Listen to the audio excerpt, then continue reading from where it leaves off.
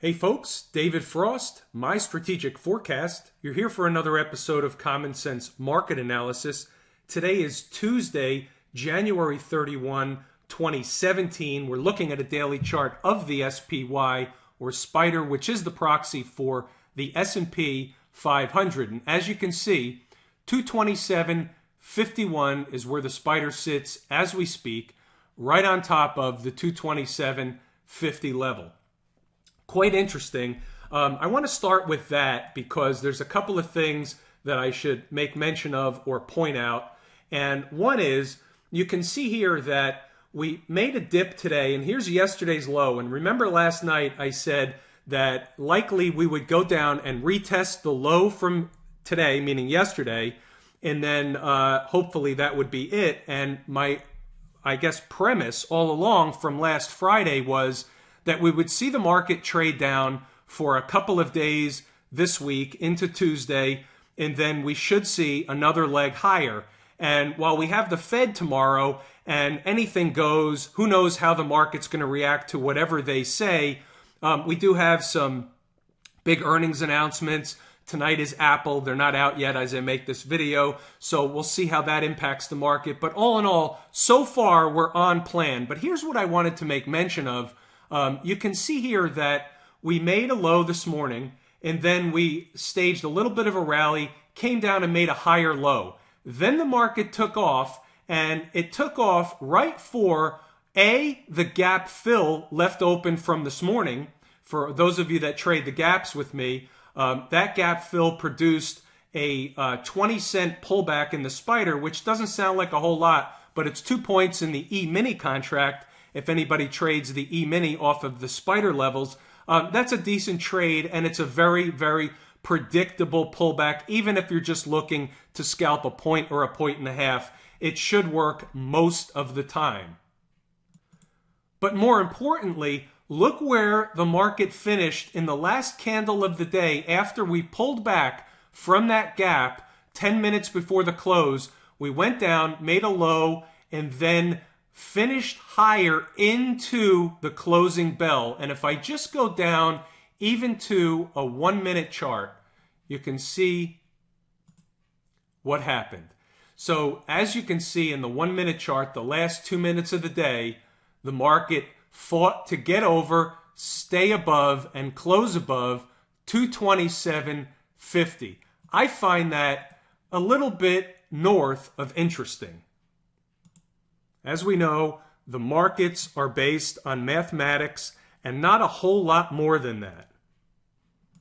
There's a lot of different forms of mathematics. There's a lot of ways to arrive at a specific conclusion, and that's why I use various methodologies for coming up with things like a pivot at 227.50.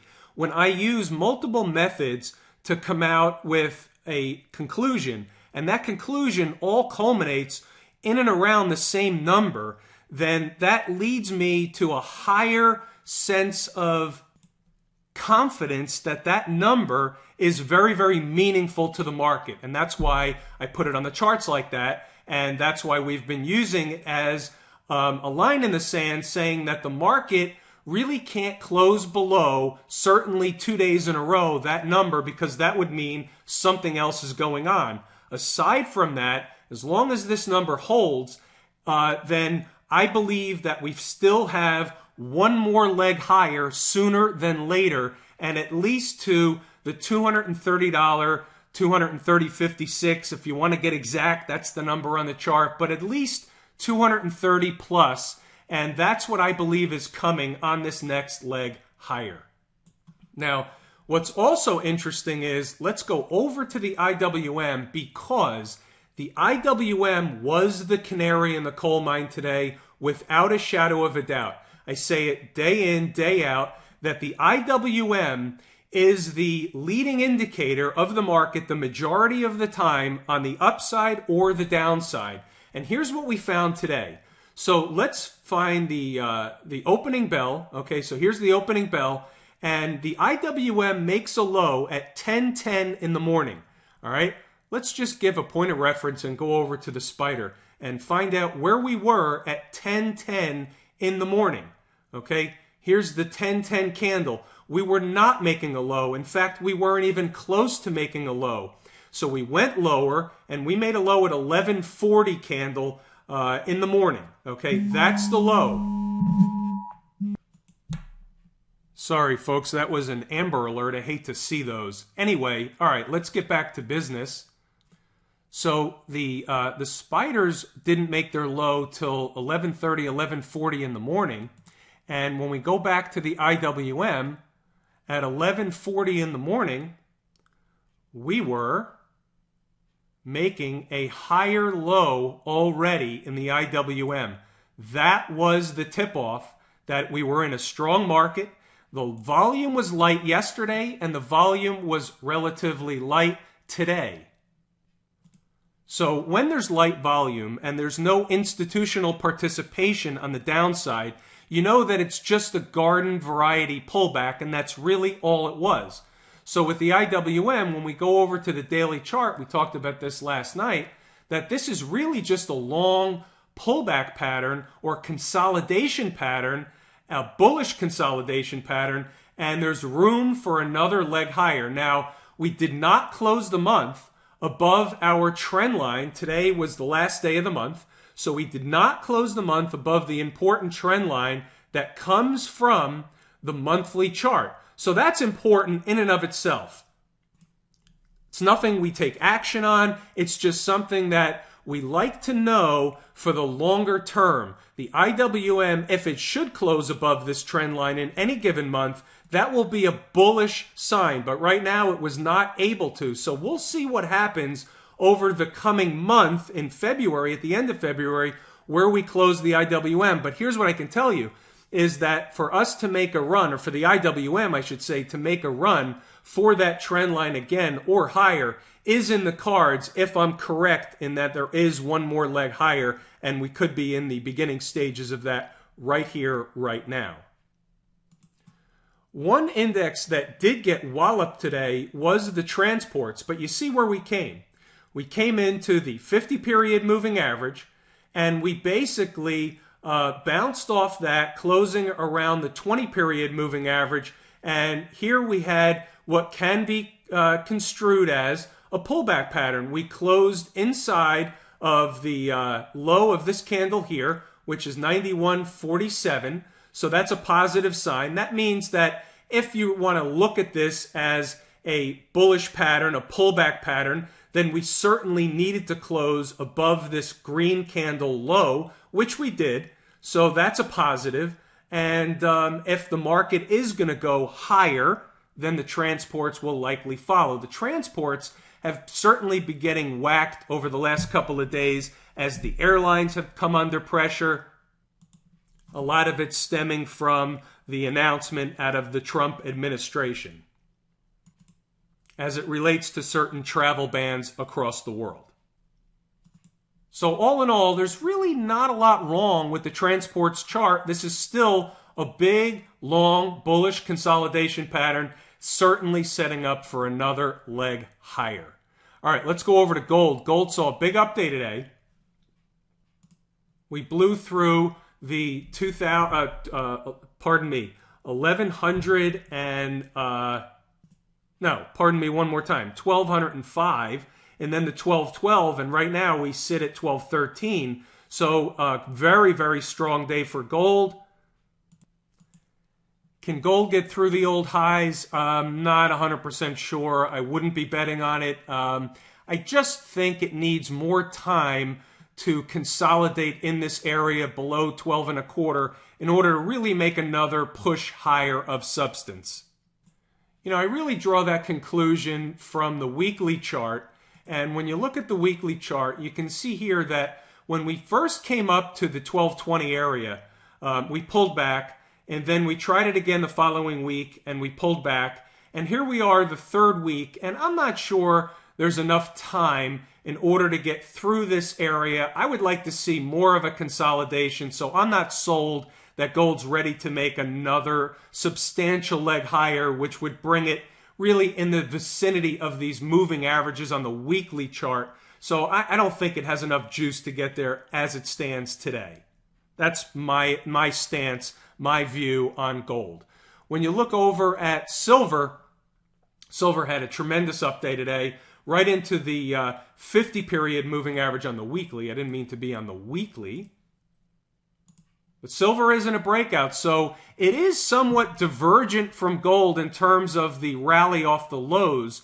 And we're up here at 1757. I believe last night we made mention of 1757, taken right from this candle high here, 17574. And that's where we stalled out today, and that makes sense, okay? This was an important area to the market. There was a lot of consolidation that bottomed out in this zone here. So the market is telling us that this price level is important, okay? So I would heed that. Even if it's for a day or so, it's generally going to put a pause to the market and find the market will find resistance at levels like that.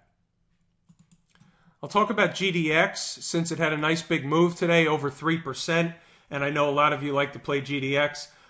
If we continue up, which we can in GDX, okay, this is an uptrending bullish pattern channel, okay, so this can certainly go up. It will come back down, but it can go higher. And if it goes higher and busts through a little bit, 25 will be your natural area of resistance. Okay, it's the 200-period moving average. It's a round number. It will naturally be a resistance point to the GDX. So that's the reason I wanted to bring that up. Going over to crude oil. Little bit of an update today in crude oil. However, we're still trapped inside of the 20 and the 50-period moving average. We will break one way or the other, but right now it's more of a crapshoot. You've got a bearish pattern inside of a bullish pattern, and you're in the middle of a long range. So there's nothing you can do with this short of a guess. So I wouldn't necessarily be guessing. We have some levels on the downside. If it should break lower, then I'm a willing buyer of crude oil. If the market goes higher and it's going to follow suit on the upside, we have levels that are already identified on the upside. So right here, there's not a lot you can do with crude oil. It's just back and forth each and every day, trapped inside of a very narrow range inside these moving averages. We need it to break one way or the other. Let the market dictate which direction crude is going to go. Once it does, then we're able to identify either a level that can be a target or a level that can be one and the same to a resistance point. So let's let the market dictate what we do with crude oil. Going over to the bond market.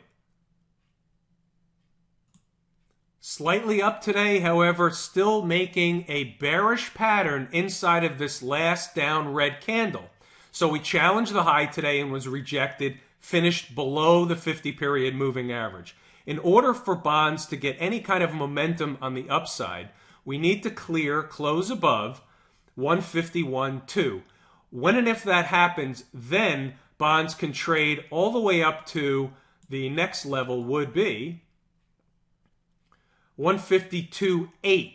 And that's how, any market will stair-step its way up and down. You find one resistance point. Once you clear one, then you look for the other. The other becomes a target on the upside. Nothing's going to happen in one day. It's not going to happen in one shot, although it can. But that's the way the market works. If you close below the original red candle, for example, in this case that you closed above, then that pattern or that target is off the table because your odds and probabilities have changed. And that's the way the market works. It works just like we go up a flight of steps. The market goes up and down a flight of steps. Sometimes the steps are longer than others, but nevertheless, we can always find the next step, at least with a certain degree of certainty. Not going to be right 100% of the time, but all in all, we can generally find pretty obvious resistance and support areas for all markets.